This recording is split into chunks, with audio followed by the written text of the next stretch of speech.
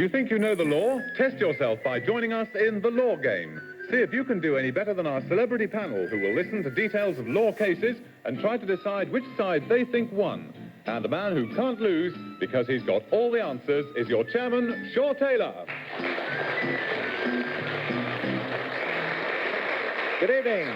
Well, we've more situations for you, which, although entirely fictitious, are based on actual cases that hinged on the same points of law.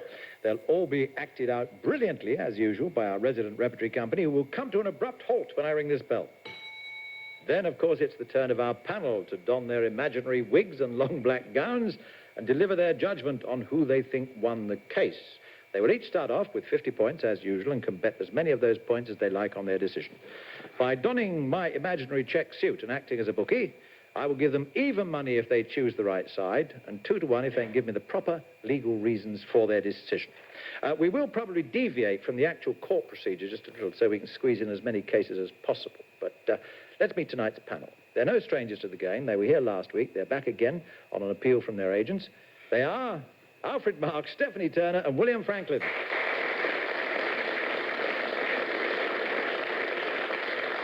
Good evening once again, Alfred. Tell me, a lot of people say, well, there ought to be a law against it. Are there any particular things in life that you would like to see a law against?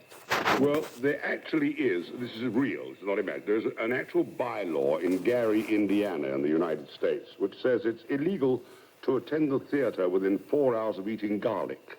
And I'd like to see that on our statute books. Very reasonable, too. Good evening, Stephanie. What about you? Any laws you would like to see enacted? My law is, I think it's politely put, fouling the pavements by dogs. And I would like to see dog owners who take their dogs for a walk have to carry a little doggy bag and use it. And very, very strict penalties for those dog owners who didn't make their dogs use the doggy bags but fouled the pavements.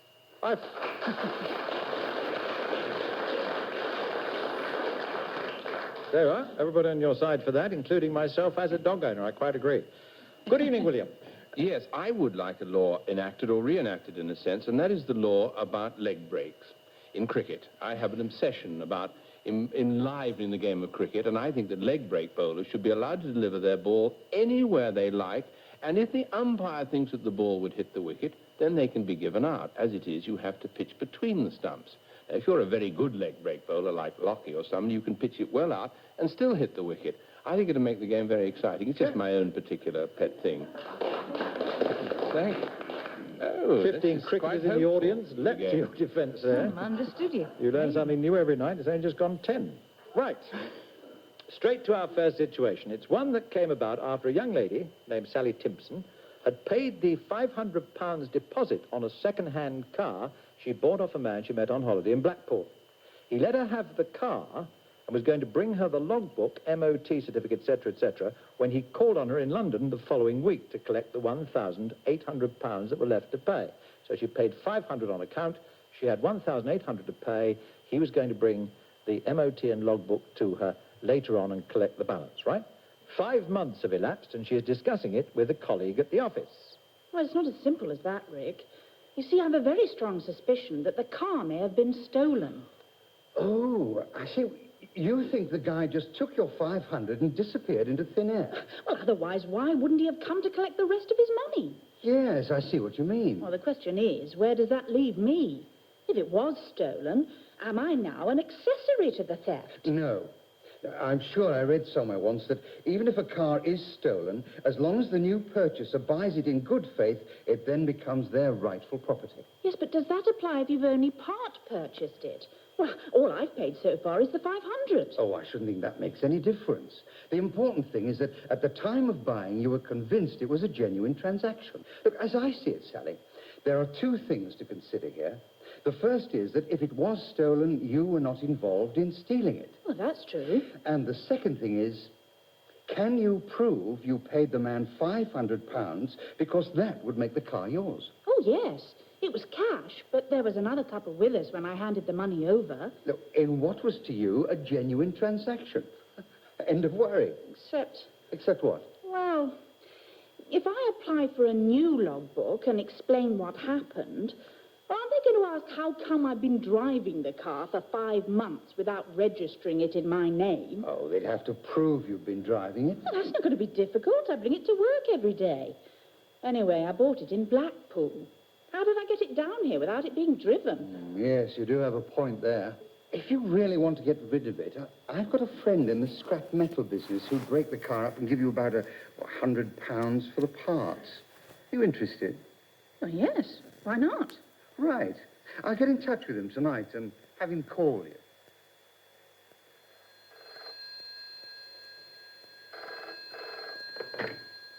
$5932? Is that Sally Timpson? Yes. My Who's name's that? Ron. I'm a friend of Rick's. He asked me to call you about taking the car off your hands. Look, I'm interested, but the top price I'll go to is £80. It's up to you. You can take it or leave it. Oh, okay, I'll take it. When do you want to come and collect it? How about now? If the tax disc's out of date, it's best to drive it at night, so that it won't be so noticeable.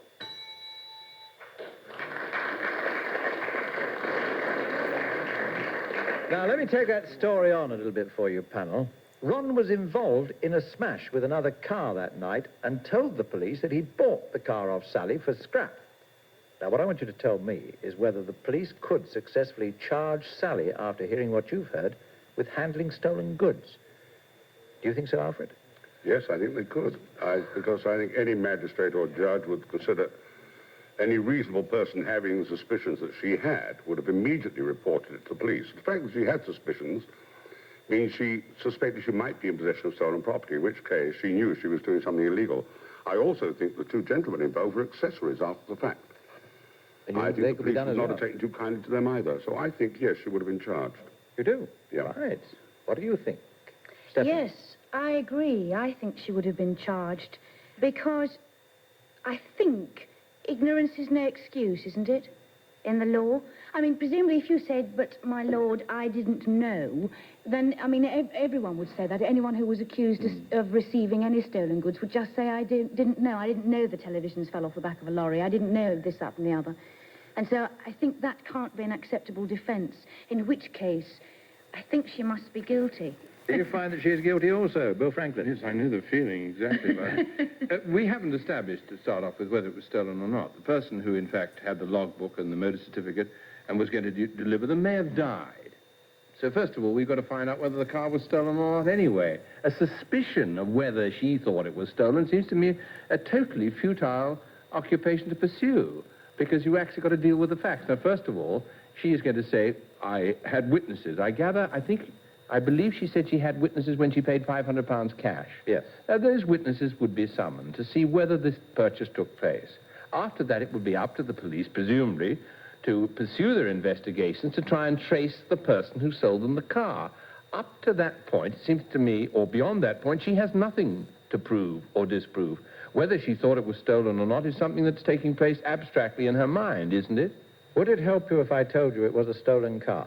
I think probably it might change the... Would it change the whole complexion for anybody else? I think I knew that. You knew it? It Was was it stated? a stolen car. It was not stated, but she was charged with handling stolen property, so it must be that the police had discovered that the car was a stolen one. This is information that you had at your fingertips. Yes. We weren't offered it. No, that's true. I mean, I'd give anybody a chance to change their minds if they wish. Alfred, would you like to change your mind?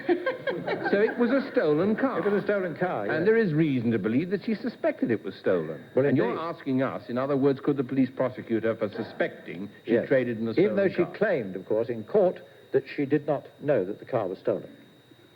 I think it would be, the law is sometimes referred to as an ass. I think it would be pretty asinine to prosecute her on that. So you don't think it would prosecute her? No. You think she might get off? Yeah, and I'd be wrong, of course. I usually Not am. necessarily.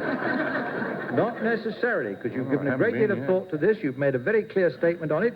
Now I'm going to ask you for points. First of all, Alfred, you still feel that she is guilty, do you? Well, yeah, I did until the Attorney General started up. Yes.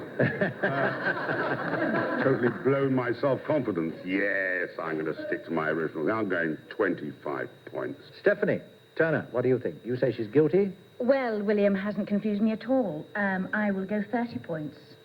Oh, will you? Yes. Oh, I see. Right. What, And that she's guilty? Yes. that she is guilty. So we've got Alfred saying she is guilty for 25 points. We've got Stephanie saying she is guilty for 30 points. William Franklyn, you say she got off 50 points. You've got to bet. Well, knowing the history of my cases, I'll go for 20. You will.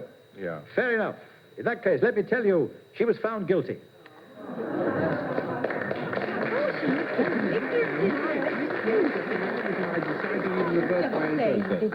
Though indeed no one could dispute the fact that she bought the car in what was to her a genuine sale, she did later come to realize that it was not as genuine as she first thought. Now, at that stage, if she had gone to the police, it's quite possible that she would have been found not guilty or even not charged.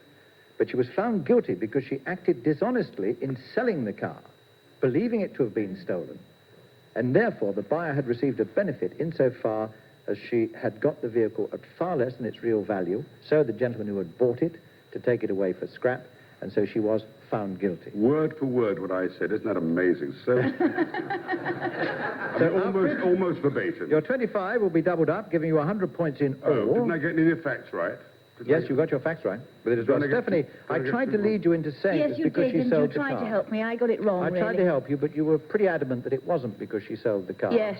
I'm very glad to know that what the law, what you said was right, because it's jolly harsh to think what I said was right. Yes, if you buy stolen goods in true innocence, then you would Then you're not not be charged guilty, with yes, receiving. that's no. nice to know. So, 80 points you have, getting just your 30. William, you're not doing too badly. You're only down to 30, because you only bet 20 on that one.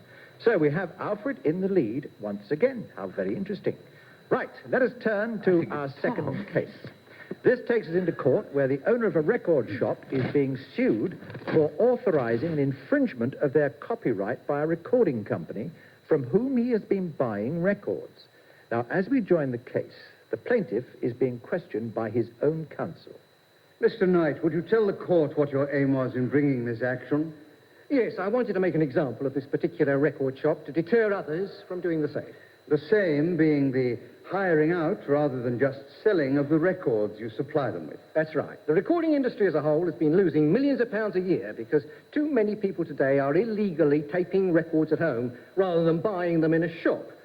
Mr. Birtle, like all other record shops, buys the records as a whole and is obliged to sell them as a whole. They cannot sell the performance alone because that's copyright and remains the property of the recording company. And what you are complaining of, Mr. Knight, is that the defendant has been hiring out your records for people to dub off copies onto their own tape recorders with no further payment to you. Exactly. Thank you, Mr. Knight. I have no further questions. If I may, my lad. Mr. Knight, my learned friend kept referring to the items as your records. But surely once my client has paid for them, they're his.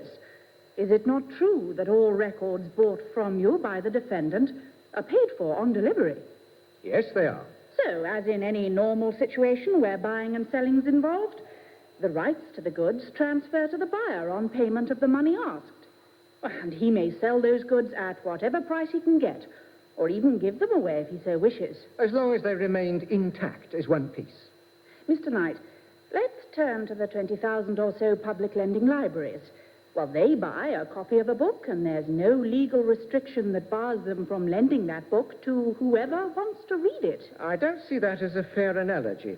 You don't borrow a book from a library to copy it out. If you photocopied a normal-sized book, it would cost more than buying a new copy. What's more, you may only read a book once, but play a record over and over again. And what you're saying, Mr. Knight, is that my client is hiring out records he buys from you so that they may be illegally copied. Well, it stands to reason that that's what most young people are hiring the records for. Not necessarily, Mr. Knight. People might hire records for parties, or for learning a song if they're a performer, or just because they like to listen to them. I take it you've made a personal visit to Mr. Birtle's shop. Yes, I have. Did you see any notice displayed suggesting that records could be hired for any specific purpose? If you're asking whether the notices said that they were being hired out to dub off, the answer's no. In fact, they actually had a notice saying that home taping is an infringement of copyright, but they still do it. Do you know of any particular instances where Mr. Birtle actually knew his customers were doing it? Not specifically, no. Well, did you see any equipment in the shop which could have been used by Mr. Birtle or his staff to dub off copies of records? I don't remember actually seeing any, no. So, Mr. Knight, it would appear that you were simply jumping to the conclusions that recordings were being pirated, just because it was possible that they could be. You put forward no actual proof that they were, and certainly offered no evidence that pirated recordings were being made in the shop. I therefore submit, my lord, that the defendant has no case to answer.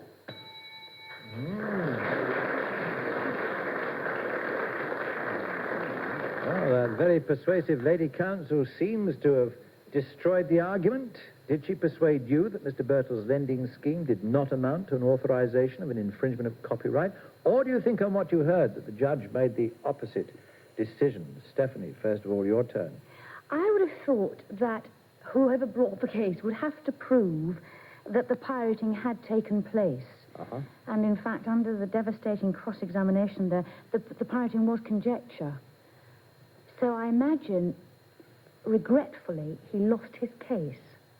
You mean that the gentleman from the record company lost his case and Mr. Yes, Birtle... and Mr. Birtle got away with it. And could continue hiring out the records? With you? Yes, because I didn't hear any proof of this pirating taking place. It was just conjecture. All right, fine. You find for Mr. Birtle, William Franklyn.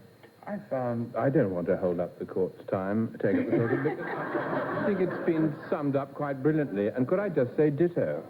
Ditto. Yes, all right, Yes. we'll accept ditto. No Latin For word, I mean. precisely the same reasons? Precisely. The word conjecture was used. It was conjecture. Oh, I thought it was an All right, apposite fine. word. Alfred Marks. What's the difference between buying a record and taping it or hiring a record and taping it? The fact remains that who did the illegal act was the man who taped it, not the man who sold it. He had no notice in the shop which said, hire a tape and record it. Therefore, the crime, if any, was committed by the person who taped the record. By the same token, you could sue the BBC because I sit at home and tape a record program. You can't sue the record labels can't sue the BBC for transmitting that song that I'm going to record. Therefore, I think that the shopkeeper was totally innocent, and it is illegal to tape any program, any copyright program. I think the plaintiff lost massively. Fair enough. Alfred, if you would like to give me the time and date that you were recording the BBC programs, Good. I hope your tape recorder breaks down. see what can be done. Right, Stephanie, you have 80 points to bet. You all find the same, that Mr. Birtle got away with it, but he went on hiring out his records. How many of your 80 points will you bet? 70. 70. I'll do 70. All right. William. You must be right, must be all You threw a warning curve in there now. It's made one Oh, come on. Well, in order to be present at the last game, I'll go for 28. You'll go for 28, so you could be here for the last game. Otherwise, I can wrap it up and go. That is, can't I? Alfred, Alfred Marks, if you want to be here for the last game, what will you bet of your 100 points? I'll bet 50. You'll bet Stingy. 50. Can't Just bet play that, it can I? cool, play cool, yeah. In which case, I'm here to tell you, you were all right.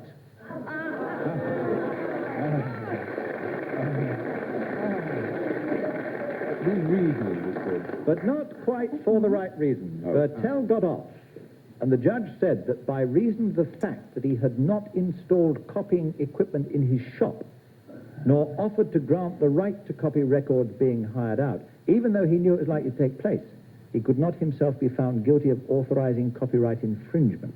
Once he had bought the records, Bertel had every right to do precisely what he wanted with them, as long as he didn't actually reproduce them or encourage others to do it. So it was the fact that he had no way of doing it in the shop himself, and it was indeed, as you all said, conjecture on his part, or his conjecture on the record company's part, that those records were being copied. So I will give you evens on that, which gives me a very interesting situation here, because, Alfred, you go up to 150 by dint of your 50 points. By dint of your whamming in with 70 points, Stephanie, you go up to 150, so you're level pegging with Alfred. And, William, you go up to 58. This must be a record. So that indeed is a record of itself. This is a first.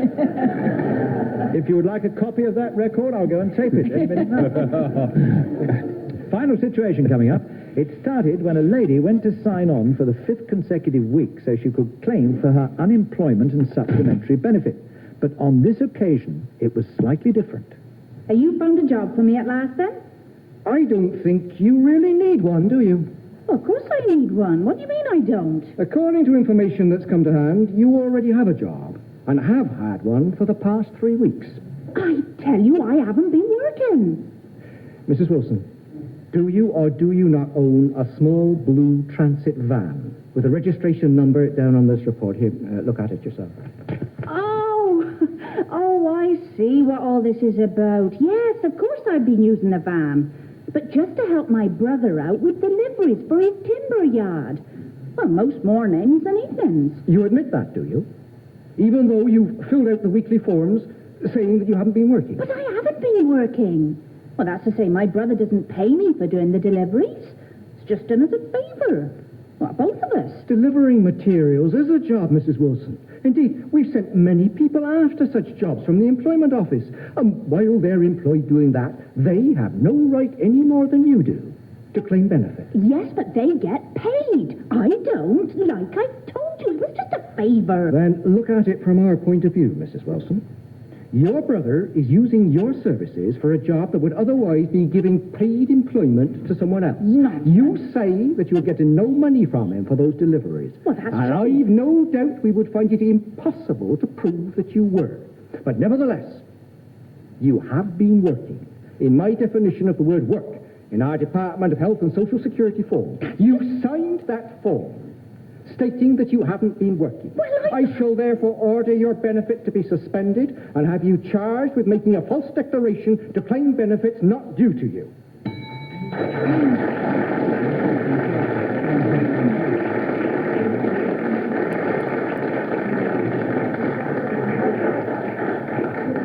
I wonder what you would have done to that gentleman from the ministry.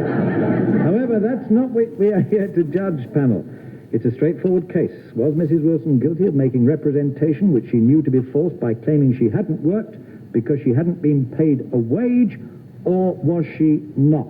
We start off, Bill, with you. I'm not sure whether there's a legal position in the meaning of the word have you worked. In other words, to give your services which can enable somebody else to make profit. And I suspect that's probably where the law would come in, that she actually gave services to somebody who benefited from her services. And if they benefited, she was therefore, in a sense, working. I mean, that's just a quick, right off the top of the head, because I've got to get down to the law courts for a very big thing. So that's all I could... I think probably she would be found guilty, I'm afraid, regrettably. You do? Yes. Right. Guilty, says Bill Franklyn. Alfred Marks, what do you say? I think she's a scrounge, and I think she deserves her social service cutting right off. You know. She's as guilty as hell and deserves to swing.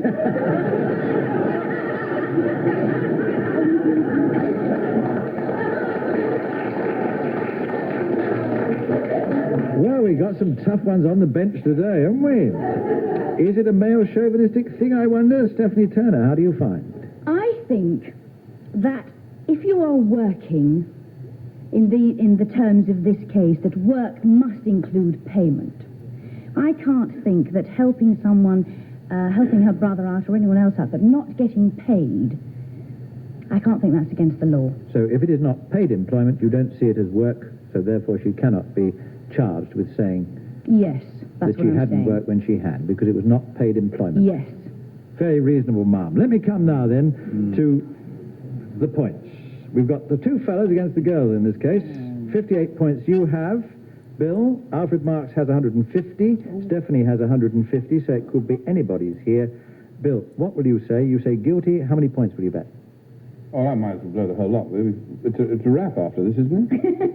Yes, it is. Off to the quarter sessions. So you'll blow the whole lot, will you? Yeah. All right. Let us turn to Alfred Marks and ask you what you will bet of your 150, Alfred. 150.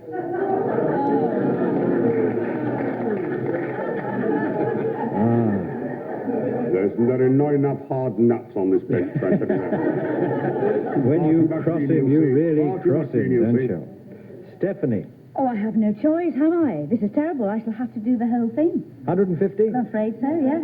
The whole You hog. could, in fact, be the winner, couldn't you? I could. Except that Mrs. Wilson was found guilty.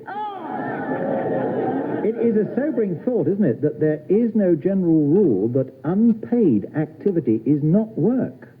And the magistrates were satisfied that Mrs. Wilson really knew that her declaration had been false in this regard, because She should have admitted that she was working, and she should have said so and left it to the discretion of the official. I won't go into the matter of points, except to say that Stephanie Turner hasn't got any. What? Oh, sorry. Which means, Stephanie, that you lost, and once again, Alfred, you won. Massively.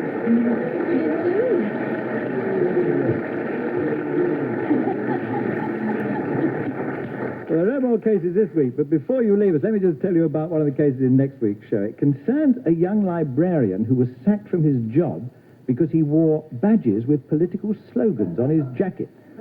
It offended his employers, who twice warned him not to wear them during working hours or be dismissed. He continued and was dismissed for disobedience. He took them to the tribunal, claiming unfair dismissal. The question is, did he win? Well, think about that. Be with us again next week to see if you've got the right answer. Until then, let me say good night on behalf of this week's panel of Alfred Marks, Stephanie Turner and William Franklyn, our Law Game Repertory Company of Miranda Forbes, Hugh Dixon and Ronald Herdman, deviser and writer Brad Ashton, legal advisor Doug Cracknell, producer Richard Edis and me, Shaw Taylor. Good night.